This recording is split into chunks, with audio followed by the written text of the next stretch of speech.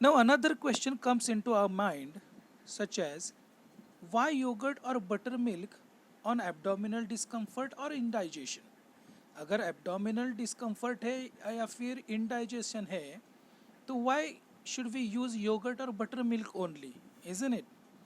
So it is because of it is easier for digestion and contain lactobacilli, because it contains lactobacilli, and lactobacilli are useful bacteria and they are involved in the process of fermentation, and because of that various other harmful bacteria like clostridiums are getting killed.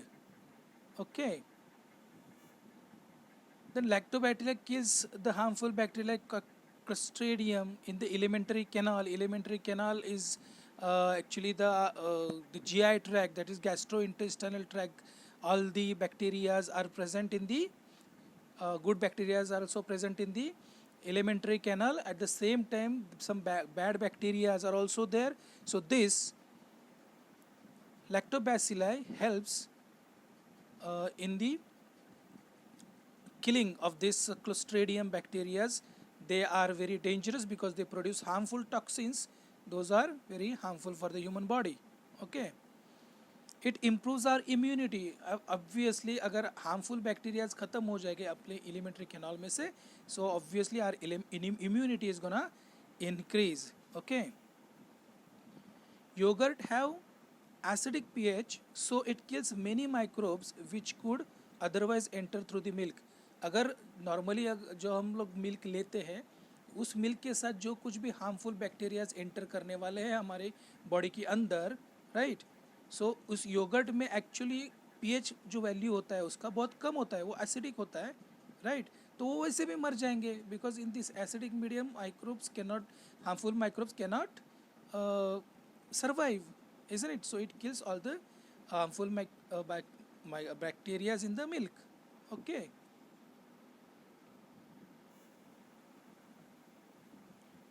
so sometimes yogurts become bitter and froth up. Why this happens? कभी कभी जो yogurt होता है ना वो bitter बन जाता है और उसके ऊपर फ्रॉथ भी आ जाता है. So why that particular thing happens?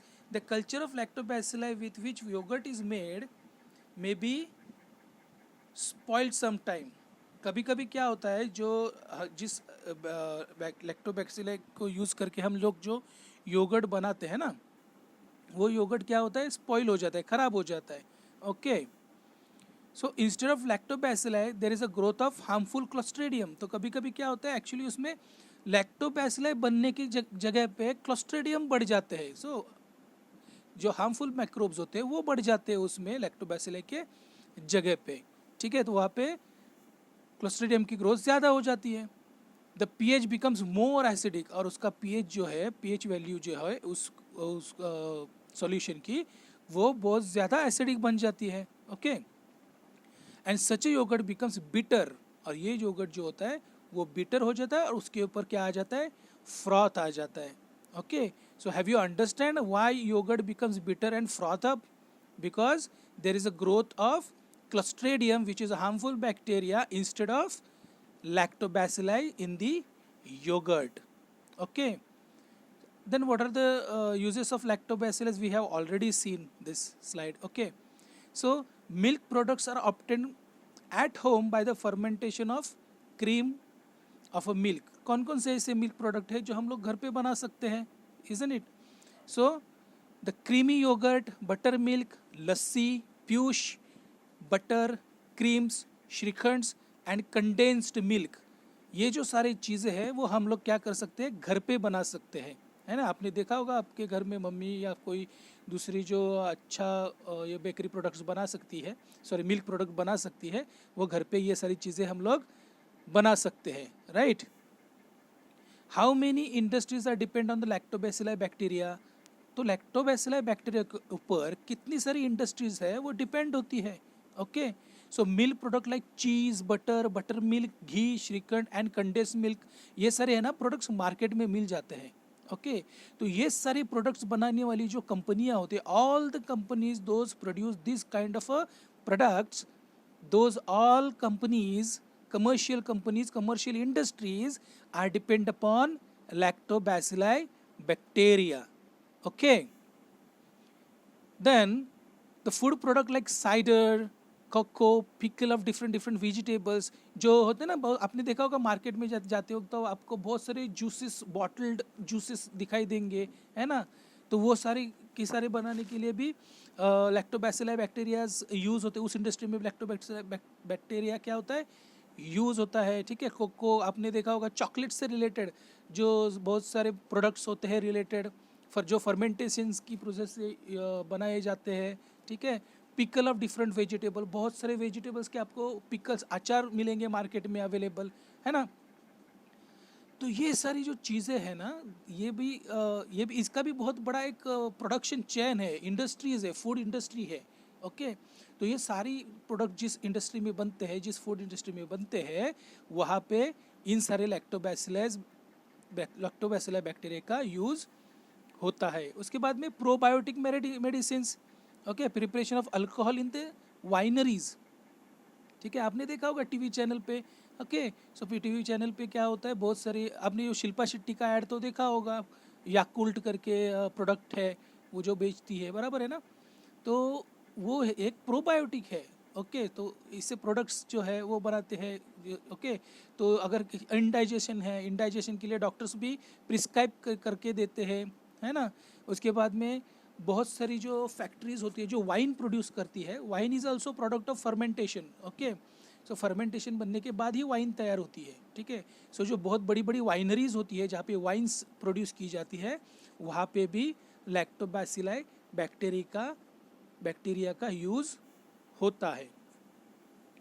Then bakery products, breads, biscuits and cake, ये सारी प्रोडक्ट्स जो है, to make this kind of bakery products, lactobacilli is also very important, okay. Now let's have a look at this question: which type of cottage industry and factories can be started in areas with abundant milk production? तो जहाँ जहाँ पे milk का production abundance, बहुत milk का production जहाँ पे होता है, वहाँ पे आजू बाजू में एरियाज में कौन कौन सी इंडस्ट्रीज बन सकती है, ठीक है। तो कौन कौन सी बन सकती है वो हम लोग देखेंगे, ठीक है। तो पहले तो milk powder and other milk products, ठीक है। कभी कभी क्या होता है, मिल्क का ओवर प्रोडक्शन हो जाता है, सारा का सारा जो मिल्क है वो कंज्यूम एक दिन में नहीं हो पाएगा, then we can not throw it out, right. So what we are supposed to do, we can convert that milk into the various other product that can increase its shelf life, right। तो उसके shelf life बढ़ाने के लिए हम क्या कर सकते हैं, उस मिल्क को मिल्क पाउडर या फिर अदर मिल्क प्रोडक्ट्स में बदल देंगे, ठीक है। तो इंडस्ट्रीज टू प्रोड्यूस योगर्ट, फिर योगर्ट बनाने वाली इंडस्ट्री, बटर मिल्क बनाने वाली इंडस्ट्री, लस्सी बनाने वाली, shrikhand, cheese, butter, ghee and condensed milk, okay. तो जहाँ पे मिल्क अबेंडेंटली अवेलेबल है, वहाँ पे ये सारी प्रोडक्ट बनाने वाली कंपनीज भी वहीं पे अवेलेबल मिलेंगी आपको, right. So industry to produce cattle field, अभी आपको पता है कि जो मिल्क आने वाला है वो तो कहाँ से आएगा, ऑब्वियसली कैटल्स से ही आएगा, तो उनको खाना भी तो चाहिए, right. So from where that food will come, okay. So industries that can provide food for the cattle for the better production of milk, जो ऐसा अच्छा क्वालिटी का खाना खाने के बाद, ठीक है, गाय जो है वो ज़्यादा दूध देगी, ओके। तो वो बढ़िया क्वालिटी का खाना जो है बनाने वाली इंडस्ट्रीज भी उसी एरिया के आजू बाजू में आपको ज़्यादा बढ़ती हुई दिखाई देगी, right. Gobar gas can be started to supply the biogas, अभी आपको पता है कि गाय का जो गोबर होता है या फिर कैटल्स जो होती है, बराबर है ना, उनका तो गोबर होता है, तो जो गोबर होता है उससे बायोगैस भी बन सकती है, तो वो बायोगैस बनाने वाली भी इंडस्ट्री एक आजू बाजू में उसी एरिया में मिलेगी आपको, राइट है। तो cattle urine and dung is also marketed as a fertilizer, that is a natural organic fertilizer, right. So these all fertilizers, urine and cow dung, can be used as a fertilizer in the agriculture as well. So now you can understand there are so many industries can grow around the area where milk is abundantly produced, okay. Now let's have a look at the rhizobium. Okay, so what is rhizobium? Rhizobium is a kind of a symbiotic bacteria. Okay, So what is shown in this picture? Clean the roots with the sterile water and take this section of the root nodules. Okay, so this symbiotic bacteria rhizobium is actually you can find it into the root nodules. Okay. So what exactly the rhizobium bacteria is? Symbiotically living bacteria with the leguminous plants like beans, sweet pea and soyabean. ये जो bacteria होता है rhizobium, ये symbiotic bacteria होता है. मतलब symbiotic relationship, मतलब जो बैक्टीरिया होता है वो उस प्लांट को फ़ायदा पहुंचाता है, उसके बदले में वो उस प्लांट से भी कुछ फ़ायदा उठाता है. ठीक है, तो दोनों एक दूसरे को कॉम्प्लीमेंट करते हैं, राइट. और इसको कहते हैं सिम्बायोटिक रिलेशनशिप. ठीक है, जैसे कि हम लोग क्या करते हैं, बैंक में हमारी डिपॉजिट रखते हैं, बराबर है. तो डिपॉजिट हम लोग बैंक में रखेंगे तो बैंक उस पैसे को इस्तेमाल करती है, इस्तेमाल करके बैंक को भी मुनाफा मिलता है और उसी जो बैंक दूसरे को लोन देके मुनाफा मिलता है उसमें से कुछ रिटर्न जो बैंक में डिपॉजिट करने वाला है उसको भी मिलता है in terms of interest, right. तो इस तरह से बैंक और जो बैंक में डिपॉजिट करने वाले हैं वो दोनों का सिम्बायोटिक रिलेशनशिप होता है. दोनों भी एक दूसरे को क्या करते हैं, बेनिफिट देते हैं. ठीक है, तो this is kind of a symbiotic relationship. Lives in the root nodules and supply nitrate and nitrites through the nitrogen fixation and amino acid to the plants. अभी एमिनो एसिड्स को किन चीज़ों की ज़रूरत होती है, ऑब्वियसली, बराबर है. तो रूट में क्या करते हैं ये लोग, नाइट्रेट्स और नाइट्राइट्स जो होते हैं वो प्लांट्स को अवेलेबल करके देते हैं. Okay, Y?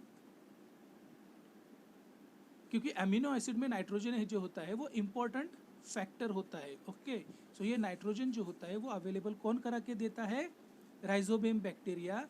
ओके, और उसी पर्टिकुलर प्रोसेस को कहते हैं नाइट्रोजन फिक्सिएशन, जो नाइट्रोजन राइजोबियम बैक्टीरिया प्लांट को अवेलेबल करा के देता है. ठीक है, और उसी की वजह से प्लांट को अमीनो एसिड प्रोवाइड हो जाता है. ठीक है, तो इन रिटर्न में उनको क्या मिलता है, what they get in return? In return they gets energy in the form of carbohydrate and space to stay in the roots.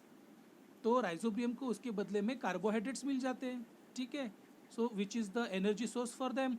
And secondly they get space, उनको रहने के लिए जगह मिल जाती है in the roots, isn't it. So this mutual beneficial relationship is called as symbiosis. दोनों mutual मतलब दोनों की अंडरस्टैंडिंग से, है ना, दोनों की अंडरस्टैंडिंग से ये जो रिलेशनशिप बनता है उसे क्या कहता है, सिम्बायोसिस. ठीक है, so due to the nitrogenous compounds made available by the rhizobium, beans and pulses become rich in proteins. अभी प्रोटीन किससे बनते हैं, एमिनो एसिड से, बराबर. एमिनो एसिड में क्या होता है, नाइट्रोजन होता है. ठीक है, तो नाइट्रोजन फिक्सिएशन की वजह से बहुत सारा एमिनो एसिड्स प्लांट्स को मिलते हैं और उसकी वजह से बहुत सारे वो जो ये जो प्लांट्स होते हैं वो क्या होते हैं, प्रोटीन रिच बन जाते हैं. ओके, ये जो प्लांट होते हैं उसमें बहुत सारा प्रोटीन होता है और प्रोटीन जो होता है वो जो हमारे बॉडी के अंदर प्रोटीन की रिक्वायरमेंट होती है वो फुलफिल कर देते हैं. ठीक है, reduce adverse effect cause by the chemical fertiliser. अभी देखो क्या होता है, जब अगर नेचुरल फर्टिलाइजेशन होगा तो प्लांट को भी बहुत सारा प्रोटीन मिलेगा, अमीनो एसिड मिलेगा, right, because of the nitrogen fixation. Plant की ग्रोथ भी अच्छी होगी, प्रोडक्शन भी अच्छा होगा. अगर इससे प्रोडक्शन अच्छा होगा तो ऑब्वियसली हमें केमिकल फर्टिलाइजर्स यूज़ करने की ज़रूरत ही नहीं पड़ेगी. And if you are not using chemical fertilizers, obviously these poisonous or toxic chemicals will not enter in our food chain. Okay, अगर वो enter नहीं करेंगे, if they won't enter in our food chain, that means they are not going to create any kind of adverse effect on human body. Okay, so this is what exactly the rhizobium bacteria. This is how the rhizobium bacteria is useful for the plants itself and the other animals. Those are present in the food chain, isn't it? Now let's have a look at the role and the importance of rhizobium. क्या क्या importance है rhizobium के, and what is the role of rhizobium? After sowing, rhizobia enter the plantlets this is called as rhizobial inoculation. So rhizobium bacteria क्या करता है, roots में पहले enter करता है, ठीक है, it's enter into the plantlets and this is called as rhizobium inoculation, right? So you can see here in the picture how the bacteria have entered into the plantlet and slowly they start growing and it forms a nodule. There is a little outgrowth from the root. See, this is the, you can see the structure of amino acid where you can see the nitrogen present. Okay, so if you see here, if there is no nitrogen, that means there is no formation of amino acid. So nitrogen is highly important for the amino acid. Okay, and amino acid put together becomes a protein molecule. So many different types of protein molecules can be prepared with the different set of amino acids. Okay, and that's why these plants are protein rich. Now let us come to the yeast. What exactly the yeast is? You can see in the picture how it looks. It's a bud, then cell wall, nucleus, and the cytoplasm. Okay, so what it is heterotrophic unicellular fungus having eukaryotic cell. Heterotrophic means they are depend upon the other, they depend actually on the other things or other organisms for their food. That means they cannot produce their own food. It's simple, that is heterotrophic. Okay, unicellular, the yeast organism is have only one cell. Okay, and they are fungus. Okay, it is actually the fungus having eukaryotic cell. Eukaryotic cells means they are well developed cell. They have all the cell organism necessary to for the life processes. Okay, as we know the difference between the prokaryotic and eukaryotic, right? Prokaryotic are underdeveloped, whereas eukaryotics are more developed cells.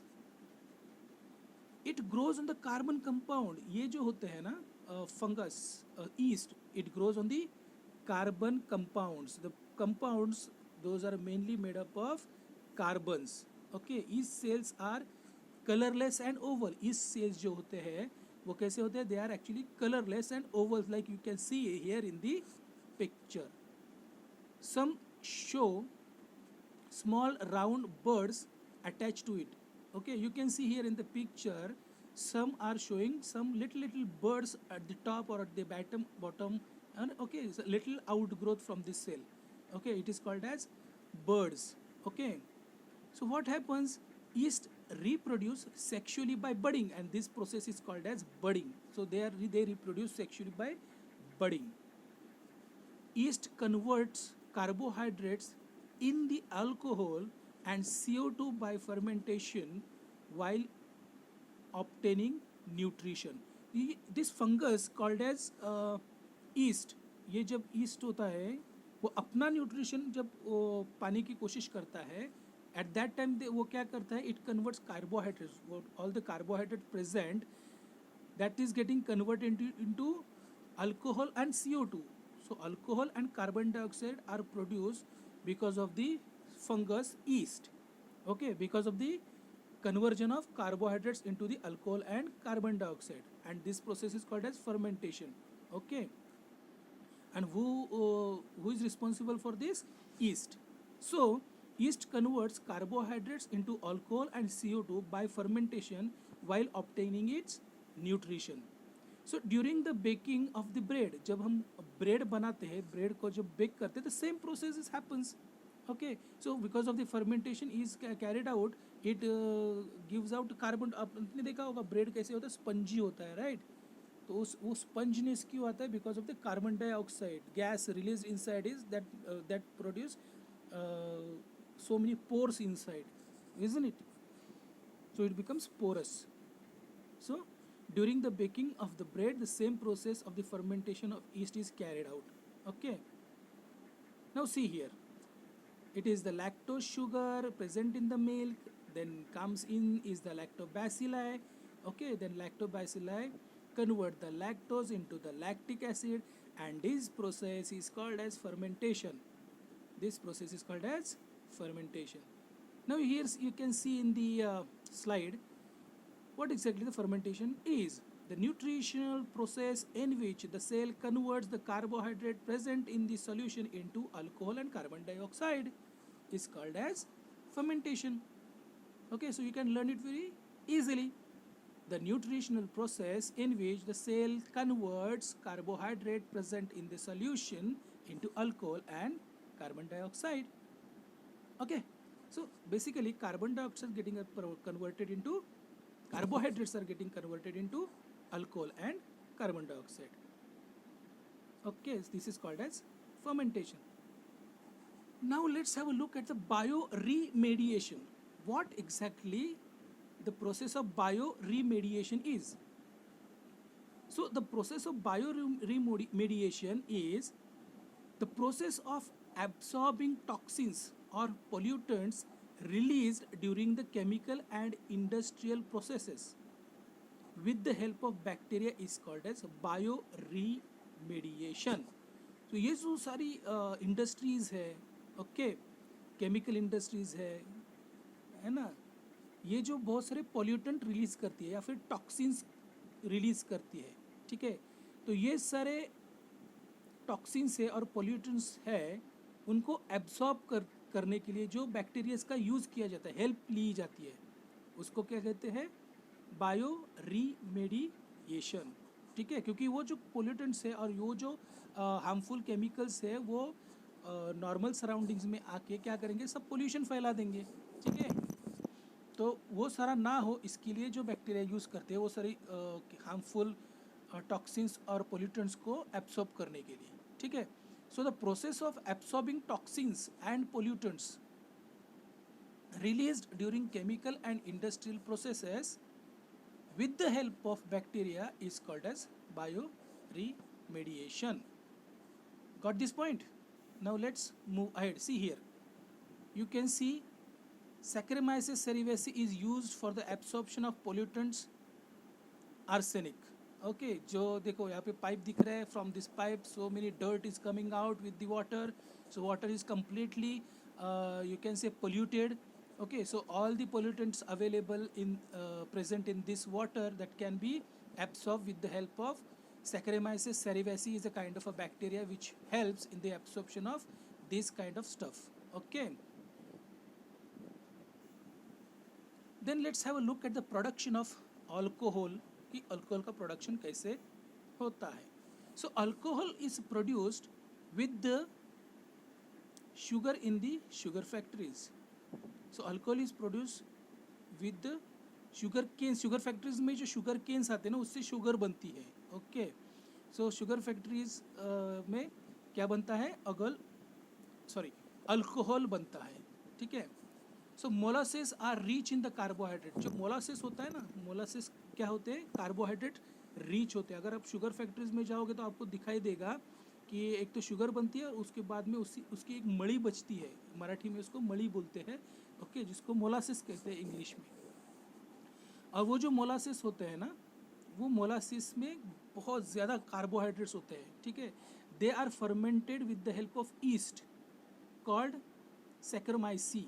Okay, saccharomyces. So molasses जो होते हैं उनको fermentation किया जाता है with the help of yeast, उसका नाम है सैक्रोमाइसिस, ठीक है, because it is a fungus. तो फंगस का नाम ऐसे ही होता है, सैक्रोमाइसिस, ठीक है. तो later on by this process ethanol, okay, is obtained as the main product. Okay, here the ethanol has to be C2H5OH.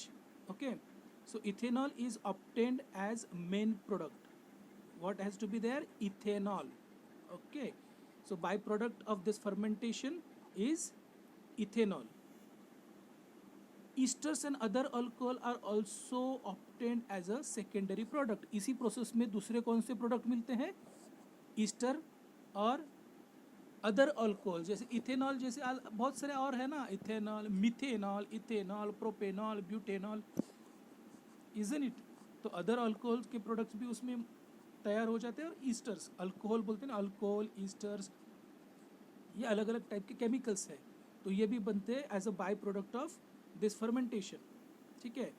So ethanol is smokeless and high quality fuel. ये ethanol जो होता है ना, it's a very high quality fuel, ठीक है. that means the people can use the ethanol as a fuel as well, and it is also called as biofuel. okay, because ये सारी process में कहीं पे भी मशीनरी यूज नहीं हो रही है, artificially it is not being happening, because it is happening biologically by the process of fermentation. That's why ethanol is called as biofuel. okay, spirit and the other alcohol are also obtained ethanol. okay, so spirit and the other alcohols are also obtained ethanol. ठीक है. Besides molasses, maize, barley and other grains are also used for the industrial use of ethanol production. So सिर्फ ऐसा नहीं कि molasses ही use किए जाते हैं, बहुत सारे और जो चीज़ें हैं एग्रीकल्चर प्रोडक्ट्स में मिलते हैं, बहुत सारे फ्रूट्स हैं, ठीक है, ग्रेन्स है, ठीक है, मेज़ है, इन सबको यूज़ करके उनका फर्मेंटेशन करके उनसे भी एथेनॉल का प्रोडक्शन किया जा सकता है. Right. The grape juice contain sugar which is such as glucose and fructose. Grape का जूस होता है ना, ग्रेप्स का जूस, उसमें क्या होता है, ग्लूकोज होता है और फ्रुक्टोज होता है. Okay, so that can be fermented by the yeast for the production of alcohol. Okay, so ये ईस्ट का इस्तेमाल करके ग्रेप का जूस होता है, ठीक है, जिसमें शुगर होती है, ग्लूकोज और फ्रुक्टोज, इन दो शुगर का फर्मेंटेशन करके अल्कोहल को प्रोड्यूस किया जा सकता है. So this is how alcohol can be produced in the industries. Right. Later on it's converted in, और उसके बाद में उसको वाइन में कन्वर्ट किया जाता है. ठीक है, आपको पता है वाइन में क्या होता है, अल्कोहल होता है, इजंट इट. सो ये ग्रेप्स की वाइन बनती है, जो आपको पता होगा कि नासिक में बहुत सारी वाइन्स की फैक्ट्रीज है, तो वहाँ पे ये सारी प्रोसेसेस की जाती है. So now you know, do you know, glucose and fructose is getting converted into ethanol, and with the help of whom, it is yeast. okay, so glucose and fructose, the sugar present in the grape juice, are also fermented with the help of yeast to produce the alcohol which is used for making wines in the wine industries. Now let's have a look at how breads are made. कैसे breads बनाए जाते हैं. तो पहले क्या करेंगे breads बनाने के लिए, the wheat flour, salt and yeast are mixed in a large bowl, oil and water is added and dough is kneaded till it soft and very well mixed. सबसे पहले क्या करेंगे, व्हीट फ्लोर लेंगे, उसमें salt डालेंगे, okay, salt, नमक, और उसमें ईस्ट को भी मिक्स करेंगे एक लार्ज बोल में लेके. ओके, तो ये तीन चीज़ों को मिक्स किया, wheat flour, salt and east को मिक्स किया. उसके बाद में उसमें थोड़ा सा पानी और उसमें ऑयल डाल दिया, ठीक है, और उसका डो बना दिया, ठीक है, और उसका डो बना के जब तक सॉफ्ट नहीं हो जाता, राइट, उसको फिर अच्छे से मिक्स करके छोड़ दिया. ठीक है, तो उसमें मेजरमेंट देखो, मेजर्स क्या क्या है, कितने चीज़ें क्या क्या कितना डालना है, 500 grams of floor, 7 grams of yeast, 1 teaspoon salt and 2 tablespoon edible oil. edible का मतलब क्या होता है, ऐसा तेल जिसे हम खा सकते हैं. ठीक है, तो ये सारे मेजरमेंट्स हमें लेने हैं.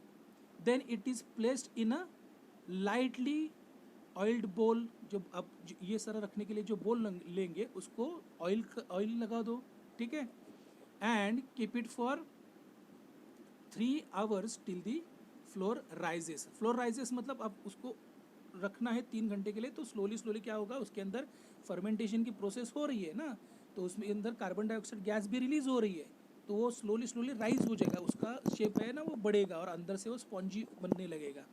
The yeast added in the flour release carbon dioxide and hence the flours become fluffy. Okay, तो उसमें हमने क्या किया, पहले ईस्ट डाला है, तो ईस्ट ऑब्वियसली अपना न्यूट्रिशन पाने की कोशिश करेगा. तो वो जब न्यूट्रिशन पाने की कोशिश करेगा तो क्या करेगा, उसके अंदर जो कार्बोहाइड्रेट्स है उसको कन्वर्ट करेगा. ओके, तो कन्वर्ट करते वक्त वो क्या रिलीज़ करता है, हमने पहले भी पढ़ा है, कार्बोहाइड्रेट्स क्या करेगा, सॉरी कार्बन डाइऑक्साइड क्या करेगा, रिलीज करेगा, और उसकी वजह से वो जो डो है वो क्या बनेगा, फ्लफी बन जाएगा. Okay, so the flour should rise double in the size compare to the original size. तो पहले जितना वो था ना डो, उससे लगभग कितना हो जाएगा, 2 गुना बन जाएगा. Right, so knock back the dough and then gently mould it. तो उसमें से छोटा छोटा छोटे छोटे बॉल बनाने हैं, उसको मोल्ड करना है. ठीक है, place it into the baking tray. फिर वो जो छोटे छोटे बॉल्स है उसको आपको बेकिंग ट्रे में रखना है. ओके, और leave it undisturbed for an hour, और उसको 1 घंटे तक बिना डिस्टर्ब किए रख देना है. ठीक है, प्री हीट पहले क्या करना है, फिर ओवन को प्री हीट करने के लिए रख देना है 220 degree Celsius. Okay, and bake it for 25 to 30 minutes. और उसके बाद में प्री हीट करने के बाद मतलब 220 डिग्री सेंटीग्रेड पर उसको प्री हीट करके रखो, और उसके बाद में आप उनको ओवन में डालोगे, और कितनी देर तक के लिए रखोगे, 25 to 30 minutes. Right, so baking is done till the dough gets golden brown. कैसे आपको पता चलेगा कि आपके ब्रेड्स तैयार हो गए, क्योंकि जब तब पता चलेगा जब आपके ब्रेड जो है वो गोल्डन ब्राउन हो जाएंगे. And loaf sound hollow when you tap the underneath. Okay, ऐसा जब हो जाएगा, then remove them from the oven, cool on a wire rack, and then relish the bread. Okay, because your breads are ready now. The breads become spongy due to the carbon dioxide released by the yeast during the process of fermentation. This already we know. Okay, so this is the process of making bread. So the next content is antibiotics. What exactly the antibiotics are? Okay, so what exactly the antibiotics is? Some bacteria and fungi produce carbon compounds. कुछ bacterias जो होते हैं और fungus जो होते हैं वो क्या प्रोड्यूस करते हैं, सम कार्बन कंपाउंड्स प्रोड्यूस करते हैं, विच कैन डिस्ट्रॉय और prevent the growth of harmful micro organisms. Okay, तो कुछ बैक्टीरिया होते हैं, कुछ फंगीज होते हैं, वो कुछ कार्बन कंपाउंड्स प्रोड्यूस करते हैं, और वो जो कार्बन कंपाउंड्स होते हैं वो माइक्रो ऑर्गेनिजम्स को, हार्मफुल माइक्रो ऑर्गेनिजम्स को किल करने के लिए रिस्पॉन्सिबल होते हैं. ठीक है, such compounds are called as antibiotics. तो ऐसी जो होते हैं कंपाउंड्स, कार्बन कंपाउंड्स, जो हार्मफुल माइक्रो ऑर्गेनिजम्स को डिस्ट्रॉय कर देती है, जो बैक्टीरियाज और फंगीज प्रोड्यूस करती है, उन्हें क्या बोलते हैं, antibiotics. Got the point? Antibiotics have controlled many bacterial diseases such as, तो एंटीबायोटिक्स जो होते हैं ना वो बहुत सारी बैक्टीरियल डिसीजेस को कंट्रोल करते हैं. ठीक है, तो कौन सी होती है वो, जैसे कि tuberculosis, typhoid, and this have created revolution in the medical field. Okay, so ये जो कार्बन कंपाउंड जो फंगस या बैक्टीरिया प्रोड्यूस करते हैं, जो हार्मफुल माइक्रो ऑर्गेनिज्म को किल करते हैं, उसकी वजह से जो इन हार्मफुल माइक्रो ऑर्गेनिज्म जो डिसीजेस प्रोड्यूस करते हैं ना, ट्यूबरकुलोसिस और टाइफॉइड, ओके, इन सारी डिसीजेस को ट्रीट करने में बहुत आसानी हो जाती है बिकॉज ऑफ द एंटीबायोटिक्स. और इसकी वजह से जो मेडिकल फील्ड है उसमें बहुत बड़ा रिवोल्यूशन आया, so that we manage to treat the diseases like tuberculosis and typhoid. Okay, and that happens because of the presence of और the we can say the discovery of antibiotics. Then if you see, look at the antibiotics, there are spectrums. What do you mean by the spectrum? We will see one by one. Broad spectrum antibiotics.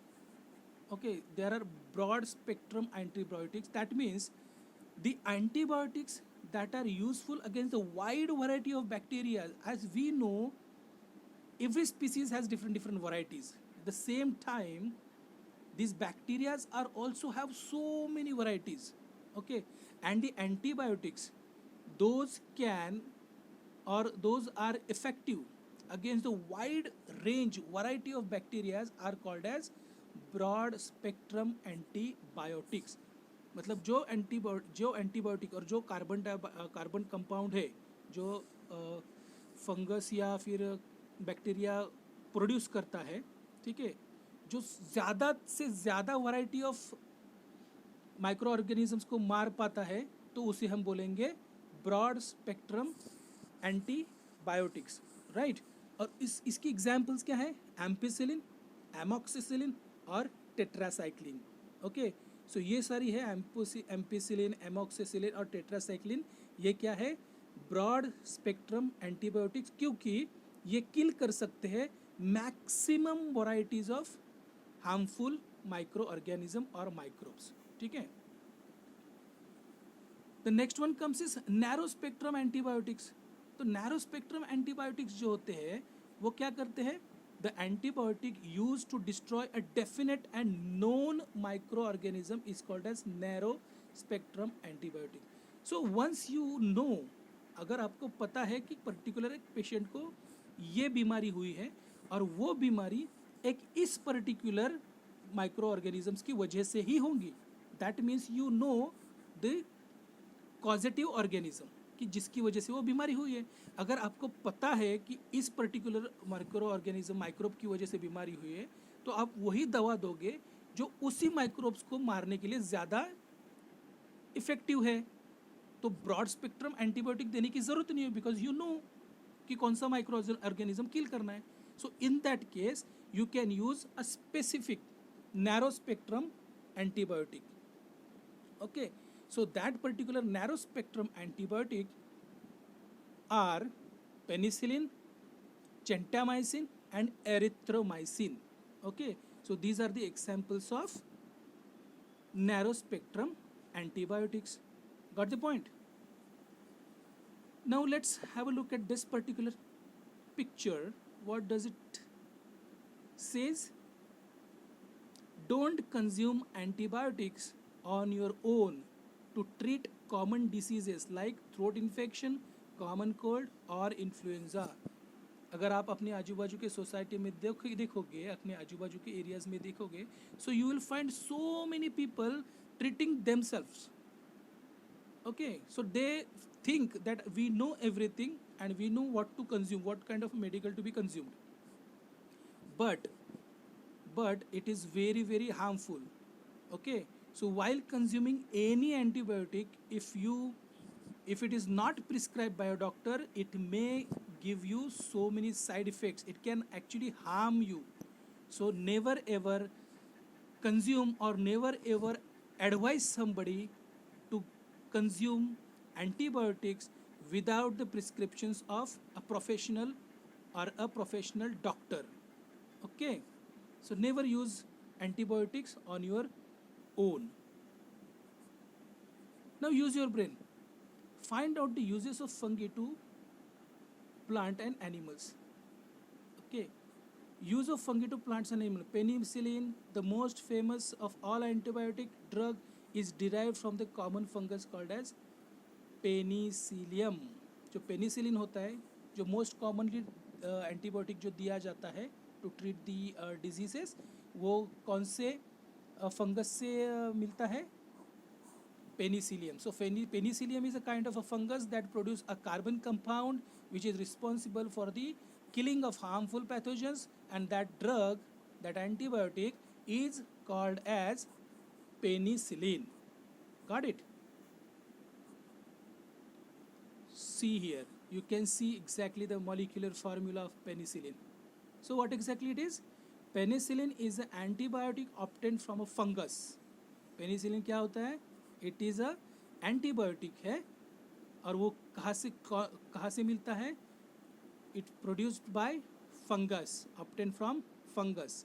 Okay, it is use for the controlling the bacterial infections. Penicillin को कहाँ पे use किया जाता है? To control the bacterial infection caused by, वो जो bacterial infection होता है वो किसकी वजह से कॉज होता है? स्टैफिलोकोकाई, clostridia and streptococci. These are the three kind of a bacteria: staphylococci, clostridia and streptococci. These three kind of a bacteria, they can cause various bacterial infections, और इन बैक्टीरियल को इन्फेक्शंस को किल करने के लिए पेनिसिलिन नाम की एंटीबायोटिक का use किया जाता है, and that penicillin is obtain from penicillium. Getting the point? Bacterial infections of the ear, nose, throat, skin, and diseases like pneumonia and scarlet fever can be best treated by the penicillin containing drugs. Okay so ये सारे number of diseases जो मैंने अभी बताए, जैसे infection हो, कान का infection, नाक का इन्फेक्शन, गले का इन्फेक्शन, गले का internal throat infection, right, skin and the diseases like, मतलब स्किन का इन्फेक्शन एंड डिसीजेज जैसे कि न्यूमोनिया एंड स्कारलेट फीवर, ये जो सारे डिसीजेस है they can be treated with the help of penicillin, right. Antibiotics should be taken with the precautions and only when prescribed by a doctor. ये सारी जो antibiotics है वो हमें only if they are given by the doctor by the proper prescription, right, तभी हमें इनको consume करना है, otherwise we should not take the antibiotics. Okay, now look at this penicillin. Okay, staphylococci, clostridia and streptococci, you can see the picture how they look like. Okay, and is used for the controlling the infections caused by bacteria like staphylococci, clostridia and streptococci. So Penicillium से मिलता है penicillin, और penicillin को use किया जाता है to treat the diseases that can be caused by the staphylococci, clostridia and streptococci. Hope you guys are understanding. Okay, now let's have a look at this. The National Institute of Virology, established in 1952 in Pune, carries out research related to the diseases like measles, jaundice, fever and diseases of lungs. Their work is supported by World Health Organization. जो World Health Organization है, ठीक है, is the biggest organization related to the health of human beings and other things also. Okay, so World Health Organization fund करती है, okay, किसको? The National Institute of Virology, which is established in 1952 in Pune. और ये जो institute है वो क्या करती है? रिसर्च करती है. कौन से डिसीज़ पे रिसर्च करती है? They are researching on the diseases like measles, jaundice and fever, okay, and the diseases of lungs as well. Fungi, okay, there are people say it like fungi or fungi, right? So I prefer particularly fungi. Okay, you can see the picture exactly how it looks like. They have hyphae at the bottom, right? The fungal hyphae, fibers of the fungus, you can see at the down, penetrates deep in the material to obtain nutrition and to reproduce. Okay, तो fungus क्या करता है? Actually they are heterotrophic. तो वो क्या करती है, जो उनका होस्ट होता है उसके अंदर पेनिट्रेट हो जाती है हाइफीज, जैसे प्लांट के रूट्स होते हैं ना. So like they have hyphae, they penetrate through and to find out the nutrition. Now exactly what exactly the fungi means. Microscopic spores of fungi are present in the air. जो spores होते हैं ना, spores actually responsible for the reproduction. Okay, the microscopic spores of fungi are present in the air after acquiring suitable moisture. जब भी उनको suitable moisture मिल जाता है, they start growing and on a kind of organic. Okay, जैसे उनको क्या होता है, ये जो माइक्रोस्कोपिक स्पोर्स होते हैं फंगी के, ओके, हवा में, तो जहाँ पे उनको मॉइस्चर मिल जाता है वहाँ पे वो चिपक जाएंगे, ठीक है, और सुटेबल एटमॉस्फेरिक कंडीशन में वो ग्रो होना शुरू हो जाएंगे. ओके, जो भी उसको ऑर्गेनिक मैटर मिलेगा उसके ऊपर वो ग्रो होना शुरू हो जाएंगे, ठीक है, and that is called as carbon matter, right. So the microscopic spores of fungi are present in the air. After acquiring suitable moisture, they start growing on any kind of organic matter. Organic matter means compound matter, carbon matter, ठीक है, the matter that consists carbon chain. The fungal hyphae means, जैसे मैंने आपको अभी बताया, जैसे tree के roots होते हैं ना, वैसे fungus have hyphae which has fiber like penetrates deep into the supporting material and obtain nutrition and start reproducing by spores. तो जैसे क्या करेंगे, ये जैसे ग्रो होंगे, ठीक है, बढ़ेंगे, तो उनकी हाइफीज जो होते हैं वो होस्ट के अंदर पेनिट्रेट करेंगी, अंदर जैसे हाइफी पेनिट्रेट करेंगी वो क्या करेंगे, न्यूट्रिशन के लिए न्यूट्रिशन करना शुरू कर देंगी, ओके, एब्सॉर्ब करना शुरू करेंगी nutritional material, and again they will start reproducing with the help of spores. ठीक है. Let's have a look at this harmful microorganism. Why do the articles not get spoiled during the summer or winter? Summer और winters में जो articles होते हैं वो क्यों नहीं spoil होते? Okay, so during summer or winter there is very less moisture in the atmosphere. अभी हमें पता है कि समर में और विंटर में क्या होता है, विंटर में ड्राई एयर होती है, बराबर, समर में भी इतना ज़्यादा मॉइस्चर हवा में नहीं होता है. So because of the lack of moisture in the atmosphere, spores of fungus जो होते हैं वो जर्मिनेट नहीं हो पाते. Okay, so during the summer और winter there is very less moisture in the atmosphere of spores of fungus to germinate. Hence leather articles do not get spoiled during the summer और winter.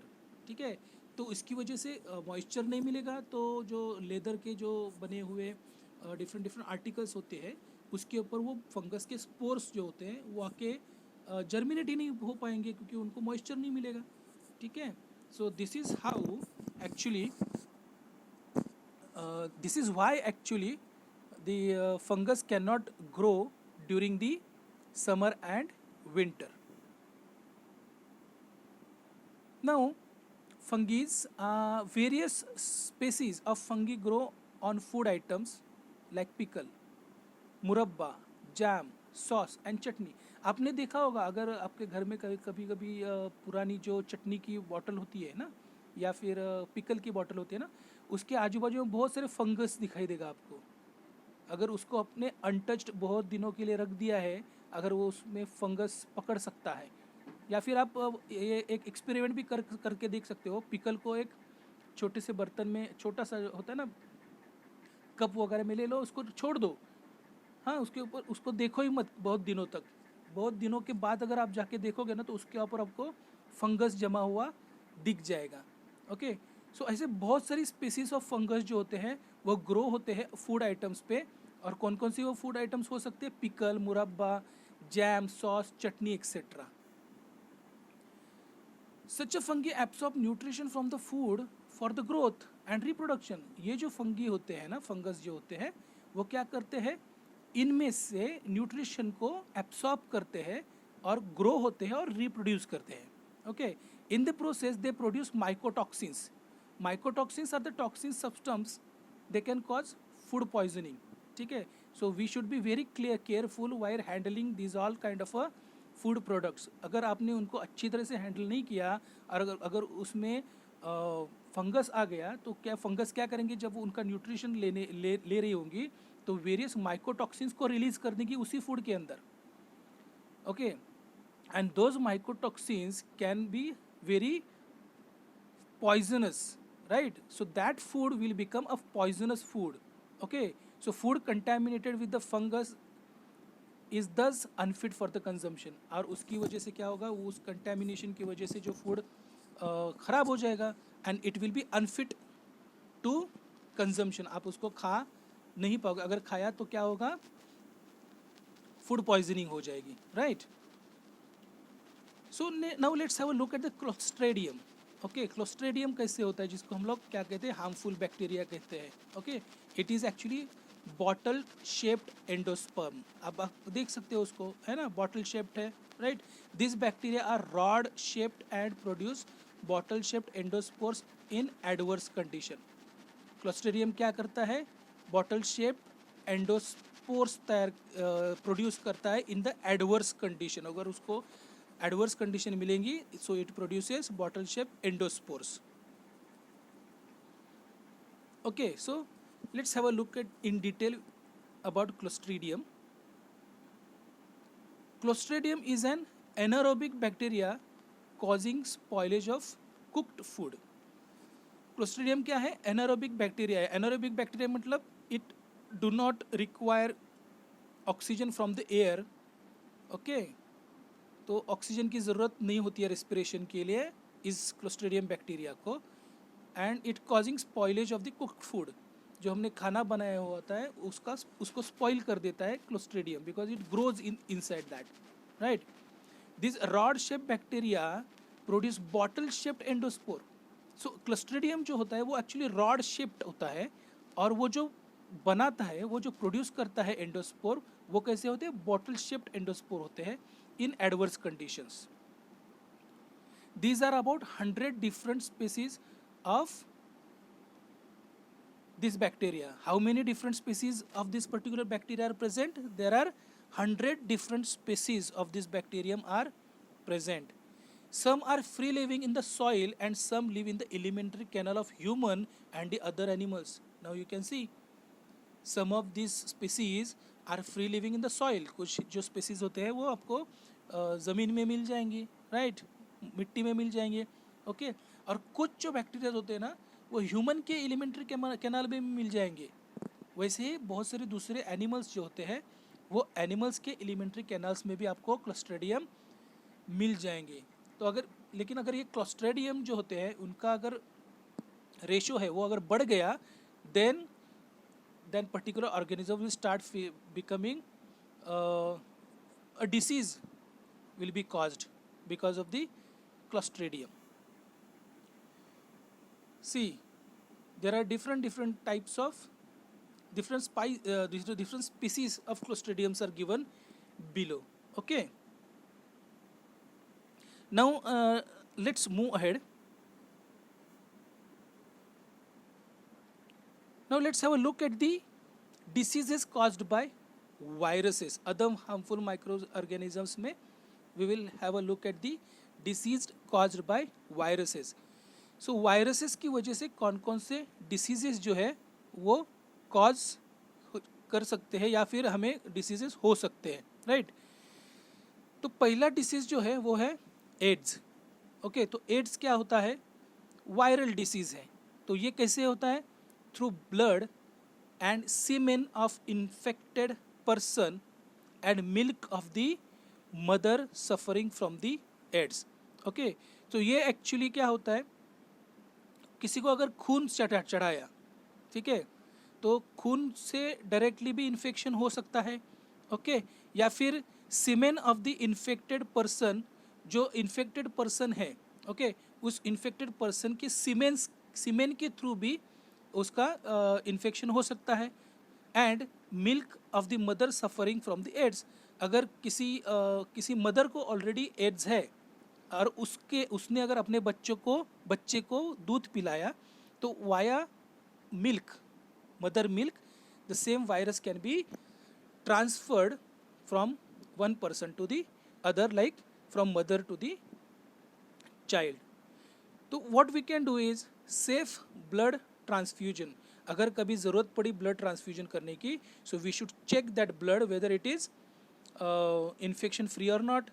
Avoid reuse of needle and injections, ठीक है, तो हमें बार बार एक ही needle को इस्तेमाल नहीं करना है, ठीक है। We should use avoid the use of needles and injections, reuse, right. Then safe sexual contact. Okay, so whenever there will be a need of a sexual contact between the male and female human beings, that contact should be safe. Then the next viral disease is hepatitis. So how that hepatitis is caused is one mainly because of the contaminated water and food.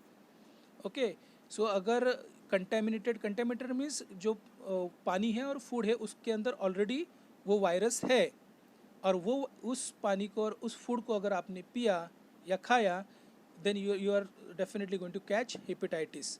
Okay, so what we can do, clean and filtered water. अगर आपने non contaminated, that means clean and filter water पानी पिया, और proper storage of food, अगर आपने अच्छे से खाने को स्टोरेज किया ठीक से, है ना, तो क्या होगा, पानी का कंटेमिनेशन भी नहीं होगा और फूड का भी कंटेमिनेशन नहीं होगा, and this way you can stop the hepatitis का infection. Okay, the third one is influenza. So influenza कैसे होता है, because of the contact with the infected person. अगर किसी पर्सन को, इन्फेक्टेड पर्सन को इन्फ्लुएंजा है और आप उसके कांटेक्ट में आ गए, then there are huge chances that you can catch the influenza.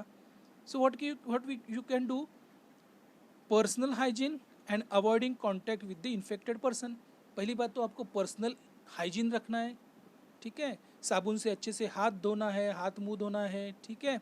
So you should not come into the contact with the person who has already have influenza. Okay, so you should be very careful, right. The next one is measles and chicken pox. तो ये किसकी वजह से होते हैं, measles और chicken pox? Mainly because of the contact in the infected person. तो जिसको मीजल्स और चिकन पॉक्स है, अगर उस पर्सन के कॉन्टैक्ट में अगर आप आ गए, so you have plenty of chances to catch this infections. हाँ, तो इनसे बचने के लिए आप क्या कर सकते हैं, you can have a vaccination. Okay, then you can prevent this particular disease by uncontaminated water. आप अनकंटामिनेटेड वाटर ले सकते हैं ना. Then clean food. आप जब भी खाना खाओगे, you should make sure that you are eating a clean and healthy food. Okay, non contaminated, uncontaminated food. Okay, then comes is a bird flu and swine flu, H797 and H1N1. Okay, H799N9 and H1N1, that is bird flu and swine flu. Okay, these two kind of a flus. How they spread? If you come into contact with the infected bird or the animal. कोई भी bird है और animal है, अगर उसको bird flu या फिर swine flu है, ठीक है, उसके कांटेक्ट में अगर कोई पर्सन आ जाता है, सो ही और she can get infected with this two kind of a viruses, H7N9 या फिर H1N1. ठीक है. So how you can avoid that? A personal hygiene और प्रॉपरली कुक्ड मीट. ठीक है, because it's a bird or animal flu. So whatever you are cooking, you should cook it properly so that this viral infection should not transmit. Then next one is a dengue. Dengue is everybody knows about this, right? Dengue is a particularly you can say transfers mainly because of the mosquito bite, and that mosquito name is Aedes aegypti. Okay, so if you will be able to manage to keep this mosquito away, you will be safe from the dengue. So what you will do? Cleanliness of the surroundings. आपको आपके आजू बाजू का जो area है उसको क्या करना है, क्लीन रखना है. ठीक है. Then preventing stagnation of water. कहीं पे भी पानी जमा नहीं होना चाहिए, क्योंकि अगर पानी जमा हो गया तो क्या हो जाएगा, एडिस इजिप्टी की जो है वो प्रोडक्शन हो जाएगी. और वहाँ पे अगर वो मॉस्किटो बढ़ गए तो क्या होगा, डेंगू, सबको डेंगू का इन्फेक्शन हो जाएगा, राइट. तो ऑल इन ऑल क्या करना है, हमें मॉस्किटो को कंट्रोल करना है. By controlling the mosquito we can keep the people safe from the dengue. So these all kind of diseases particularly caused by the viruses. Hope you all guys have understood this.